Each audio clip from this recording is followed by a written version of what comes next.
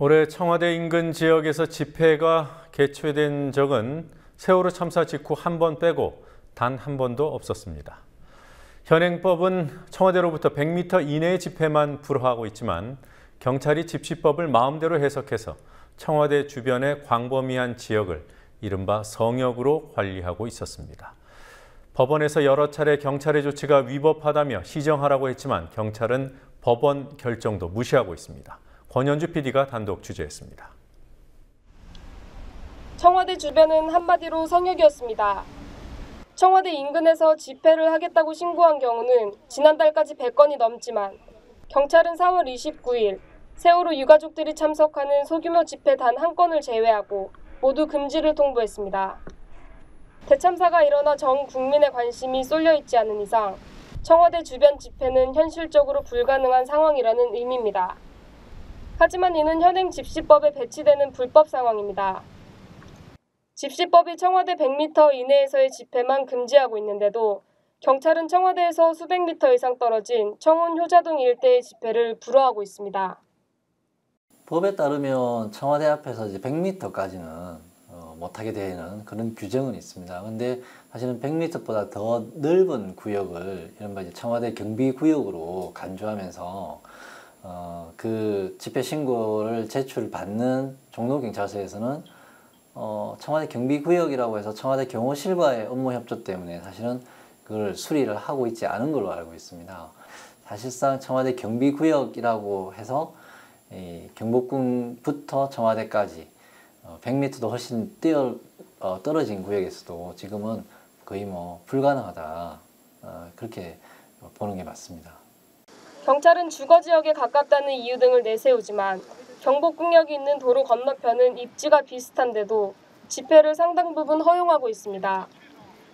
올해 8월까지 청와대 쪽 지역에 신고된 집회는 단 한 건만 허용된 반면 같은 기간 도로 건너 광화문 쪽 지역에서 허용된 집회는 모두 139건이었습니다.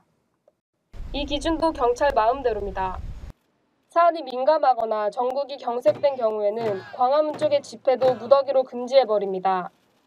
지난 6월 10일 60만 민 공동회가 세월호 추모제를 위해 청와대 인근에서 광화문 주변까지 모두 61곳에 집회 신고를 냈지만 경찰은 이를 모두 금지시켰습니다. 청와대에 항의 표현을 하겠다는 시민들이 61곳 정도 이제 다양하게 집회 신고를 한 건데요. 그거에 대해서 특별한 법적인 근거 없이 자의적으로 경찰 판단에 의해서 집회를 불허를 한 거죠. 경찰의 조치가 위법하다는 법원 판단이 수차례 나오기도 했습니다. 지난 4월에 법원 가처분 재판부는 집회 금지를 통고한 조치가 위법하다고 판단했고 지난달에도 법원은 집회 장소는 집회 목적을 달성하는 데 매우 중요한 역할을 수행하기 때문에 자유롭게 선택할 수 있어야 한다고 했습니다. 그럼에도 경찰은 청와대 인근 집회는 철저하게 막고 있습니다. 이 같은 사실은 새정치민주연합 진선미 의원실이 서울지방경찰청으로부터 받은 자료에서 확인됐습니다.